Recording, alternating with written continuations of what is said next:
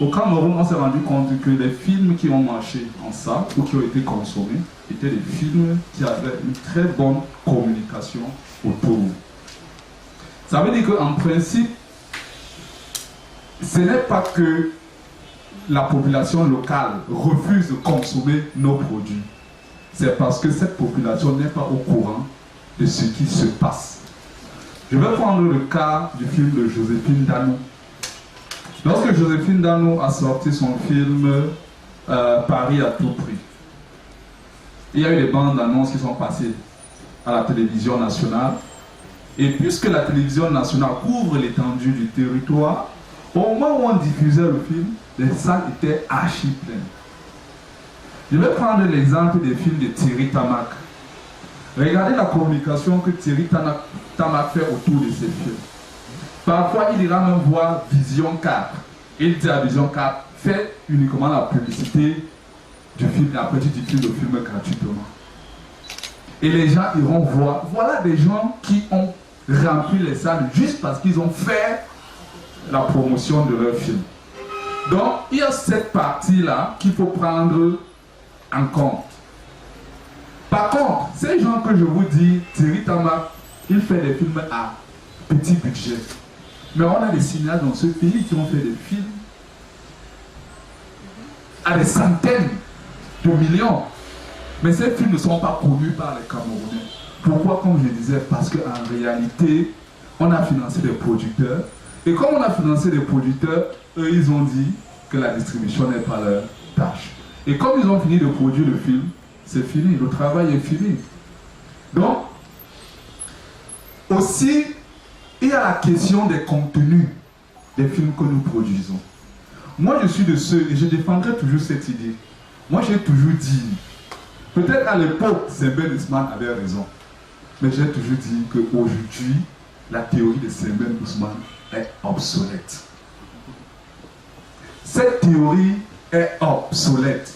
Pourquoi? Parce que prenez tous ces films qui sont faits par ces grands cinéastes africains. Vous allez vous rendre compte que ces films sont difficiles à regarder. C'est très intellectuel. C'est un cinéma trop, comment je vais, très élitiste. Oui, c'est difficile. Lorsqu'on regarde un film, c'est parce qu'on veut se divertir. Et ce cinéma est élitiste, pourquoi? Parce que justement, ceux qui financent ont une politique de festival.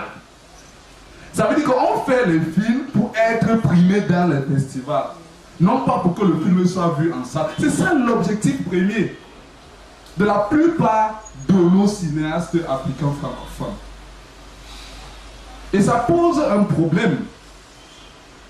Nous avons pris le cas du Nigeria. Lorsque le Nigeria a commencé, les gens ont dit que ce n'était pas du cinéma, c'est du home video, c'est du théâtre filmé. Mais s'il vous plaît, lorsque vous rentrez chez vous, tout le monde est en train de regarder. Mais dès que les gens sortent dehors, je ne regarde pas le film nigérien. En réalité, pourquoi? C'est vérifié. Aujourd'hui, Canal+ a acheté Nollywood et tout ça parce que ça passe. Ça passe. Pourquoi? Parce que les films étaient accessibles. Les films parlaient de nos réalités, mais ces films étaient accessibles, on ne réfléchissait pas. Ces films-là, c'était des films éducatifs.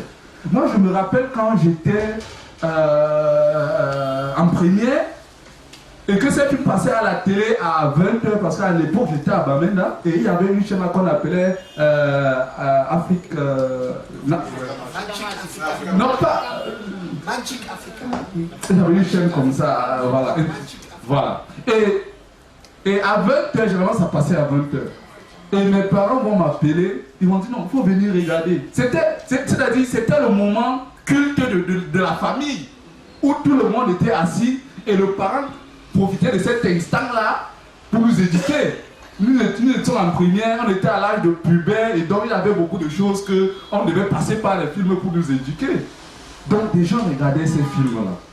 C'est pour dire qu'il faut revoir la façon dont nous faisons des films. Ne faisons plus des films pour le festival. Je sais que je ne dis pas que, je vais dire la priorité ne devrait pas, peut-être je parle mal, mais j'espère que vous comprenez ce que j'essaie de dire.